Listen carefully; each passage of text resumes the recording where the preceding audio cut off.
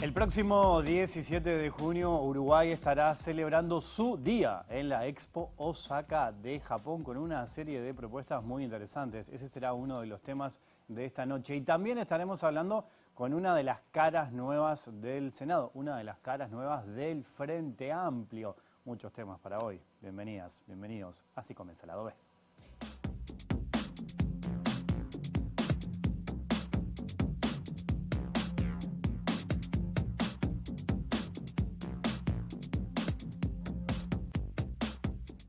Estábamos en condiciones de empezar a votar hoy y por allí vino una propuesta, primero una propuesta como de desglosar una parte del articulado, pero el articulado tiene que tener una integralidad, sobre todo en las cargas, que es lo que más preocupa, tiene que tener una integralidad en la solución financiera y tiene que tener tiempos. La caja profesional no tiene fondos para pagar ya sus jubilaciones y pensiones del mes de julio. Así que nosotros, antes de que termine el mes de junio, esto lo tenemos que resolver.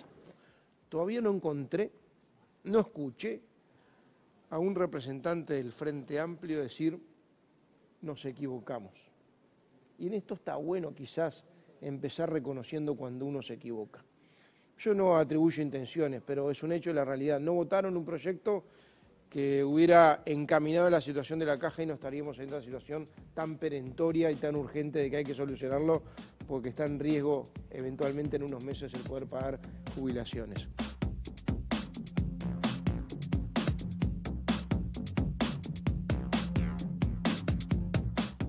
Y varios temas vamos a hablar hoy aquí en Lado B de la pantalla de TV Ciudad con la senadora del Frente Amplio, Patricia Kramer. ¿Cómo estás, Patricia? Un gusto tenerte por acá en Lado B. Bienvenida. Muchas gracias. Bueno, yo decía, una de las caras nuevas, más allá de que vos estás hace un tiempo trabajando en la política, ¿cómo encarás este desafío de meterte ahora en el Parlamento, además, ¿no? Siendo senadora, ocupando el lugar de la ministra Lustman, en realidad, porque ella asume como ministra, y bueno, y ahí ocupás vos esa banca. ¿Cómo lo estás viviendo eso? Con entusiasmo, de verdad, con mucho entusiasmo y trabajando mucho, aprendiendo mucho.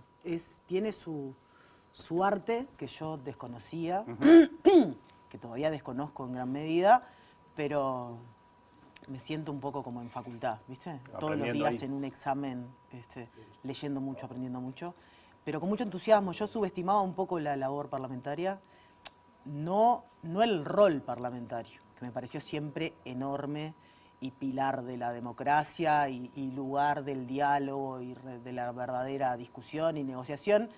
Estaba un poco capaz como triste con hacia dónde va ese espacio tan, para mí, sagrado, si se quiere, de la democracia, pero capaz que lo estaba subestimando también un poco, quedándome solo con la cara visible de una política que en realidad no pasa solo en el Parlamento, o sea, pasa en términos generales, que hay como que nos está comiendo la versión pública, ¿no? O sea, la comunicación de eso, y por suerte, en realidad, sigue habiendo atrás de eso otra manera de hacer política. ¿Y cuál es tu objetivo? Porque te escuché decir que te preocupaba y que ibas a intentar generar diálogo, consenso, ¿no?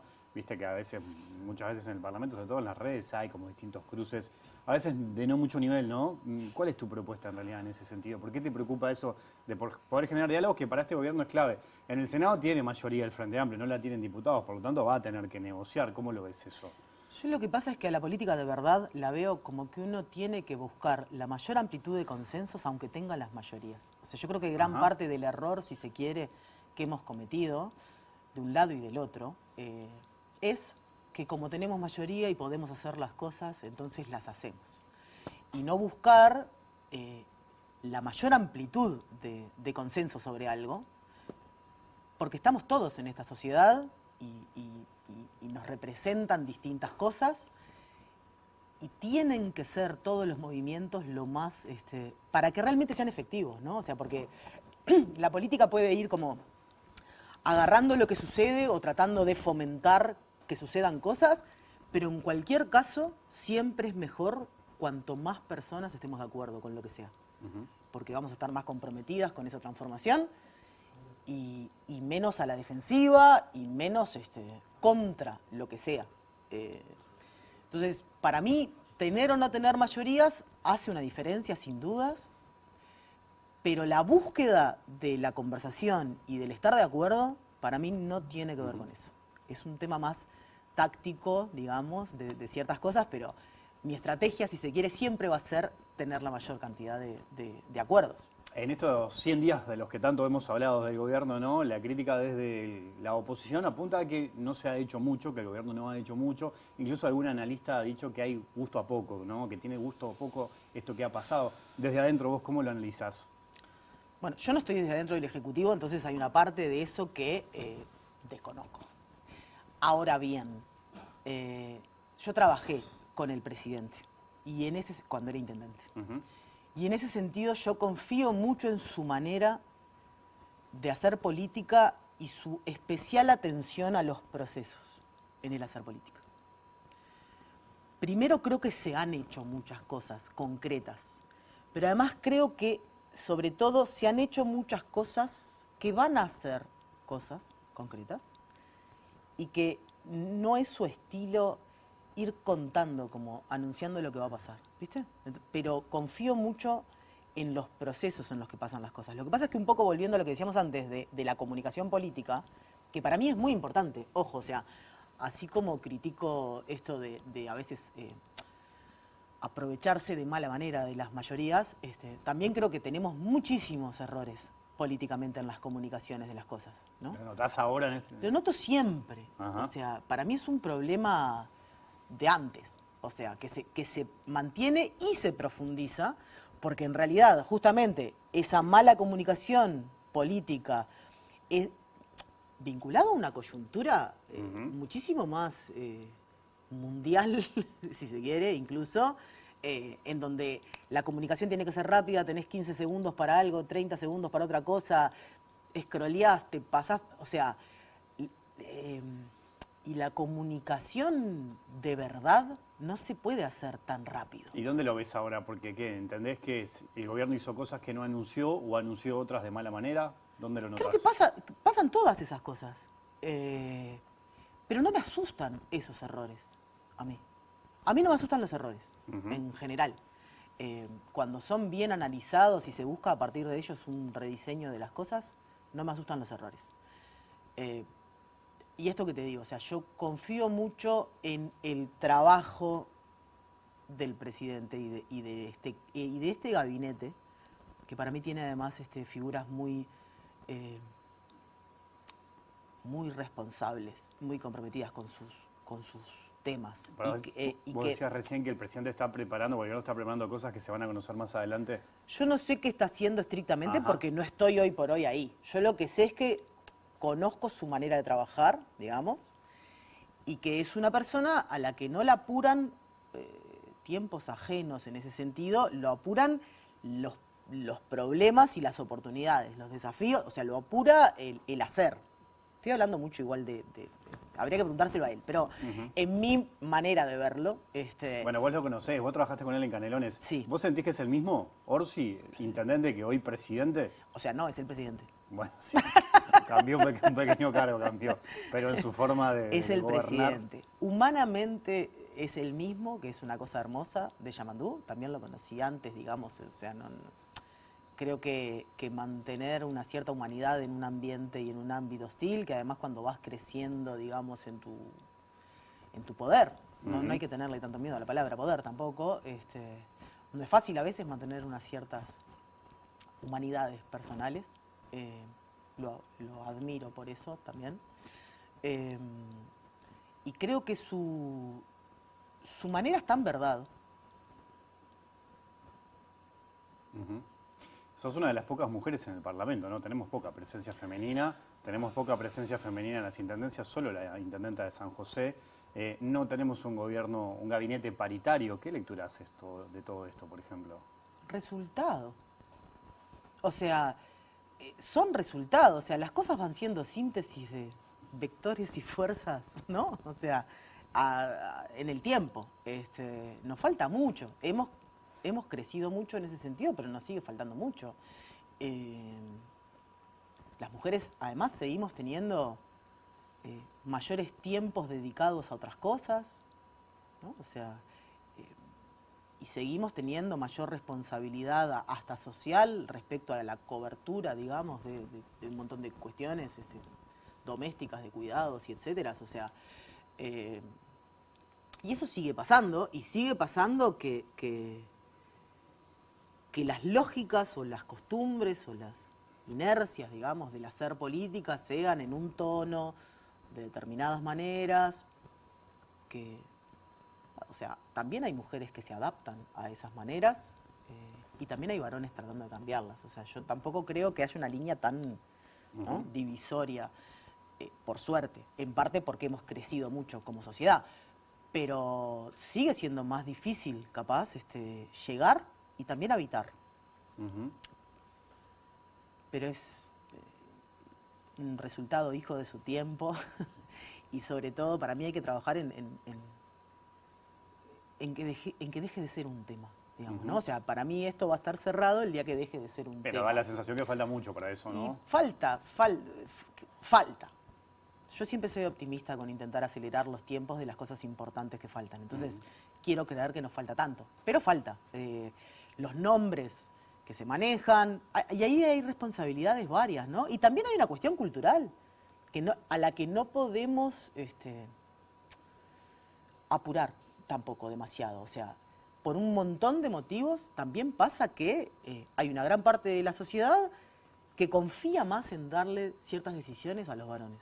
Por historia, por conocimiento, porque las cámaras los pueden haber filmado más o menos, o sea, millones de cosas pasan y ta. O sea, yo creo que hemos crecido mucho igual y que hace no tanto la idea de que una mujer pudiera llegar a ser presidenta, por ejemplo, era como muy alocada. Y yo creo que ahora como sociedad lo tenemos instalado. Sí, una mujer puede ser presidenta. Eso ya me parece un avance.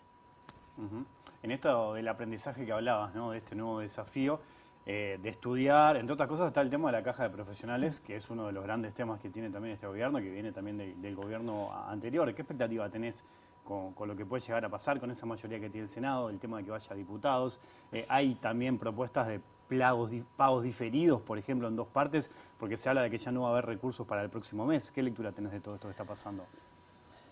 Fue cambiando minuto a minuto la lectura de esto, porque también fueron cambiando un poco las posiciones.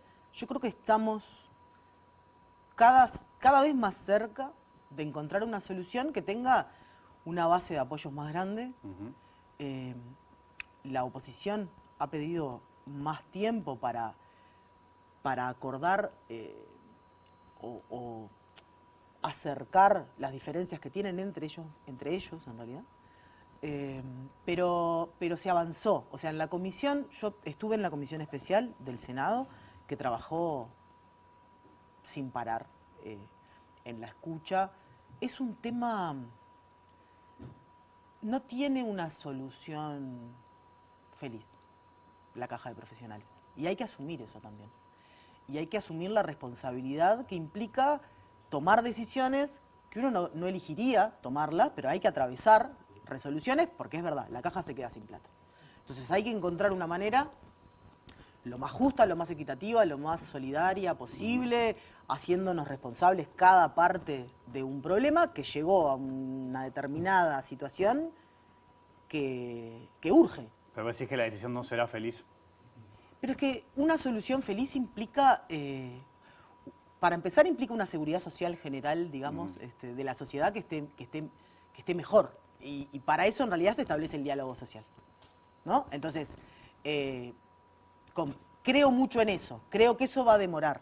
Porque Porque yo creo que hay cosas importantes que tienen que demorar. Porque si no demoran, es que no se hicieron lo suficientemente bien. Entonces, un buen diálogo social, que realmente, de la seguridad social, ¿no? O sea, que realmente pueda contemplar, nos va a llevar tiempo. No es posible hacerlo un día para el otro.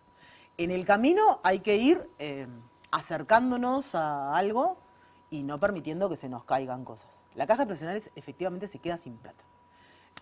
Hay que votar una ley. El tema es de dónde salen esos recursos, porque ahí está planteado cuál es el aporte de los activos, de los pasivos. Si después el resto de la sociedad termina colaborando con eso también, ¿no?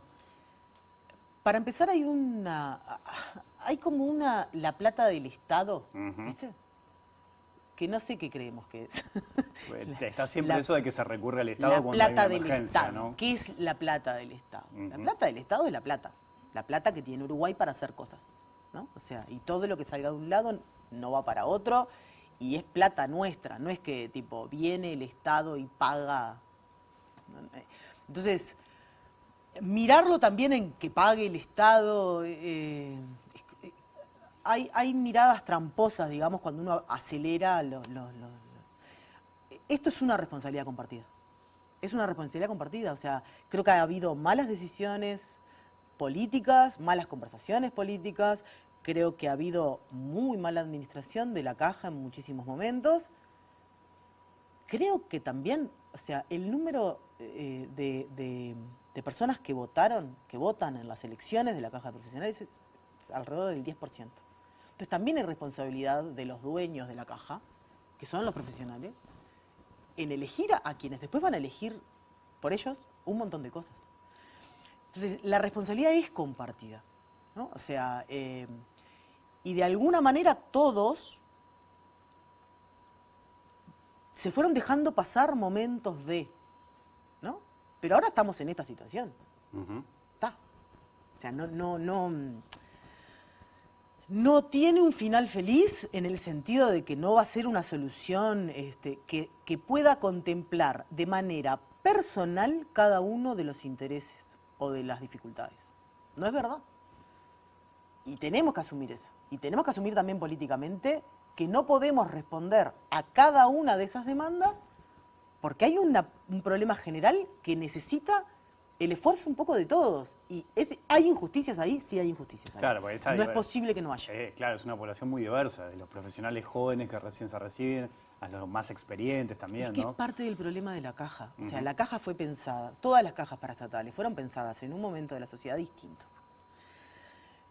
Porque en realidad justamente la Caja venía las cajas paraestatales, a darle derechos a personas que habían quedado afuera de los derechos. Ese es el origen real. Entonces, el mundo además, no solo el mundo del trabajo cambió lo suficiente como para que haya un montón de profesionales que hoy son dependientes, trabajadores dependientes y no independientes, como eran en un momento la mayoría, sino que además se incorporaron nuevas profesiones. Y dentro de esas nuevas profesiones, la diversidad es enorme. Pasa que la Caja tiene problemas de diseño también, que tienen que ver con esto, ¿no? O sea, con una historia. Seguir aportando por fictos es algo que no tiene explicación. En el proyecto de ley nosotros agregamos un artículo programático que plantea justamente la necesidad de revisar los fictos porque es razonable que sea por ingresos. Sí, hay un mínimo de aporte de 11.000 pesos que para muchos puede ser muy elevado, ¿no? Dependiendo de la actividad que puede llegar a tener ese profesional. Pero sobre todo porque hay que asumir, digamos, informalidad en el trabajo, precarización en el trabajo, no declaran pluriempleo, ¿no? en el trabajo. Pero siempre hay que ir a por qué, ¿no? O sea, es como que también nos hemos acostumbrado a mirarlo todo en la peor de las intenciones del otro, ¿viste? O sea, el otro siempre tiene alguna mala intención. No. O sea, pasa, sí, pasa. Pero no todos. O sea, hay un montón de personas que son resultado de algo que les pasa adentro, que no tiene malas intenciones. Entonces, siempre ver como con esa especie de paranoia a lo distinto a mí, ¿no? No nos lleva a buen puerto. Senadora Patricia Kramer, gracias por tu visita al lado B. Hasta la próxima. Gracias. Hacemos una pausa, cambiamos de tema y seguimos aquí en la pantalla de TV Ciudad.